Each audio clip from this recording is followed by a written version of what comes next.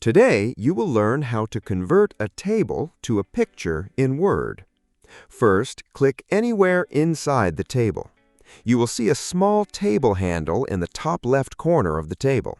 Click that handle to select the whole table.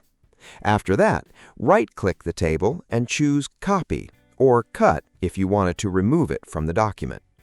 Now, go to the Home tab, click the small arrow under Paste and choose Paste Special.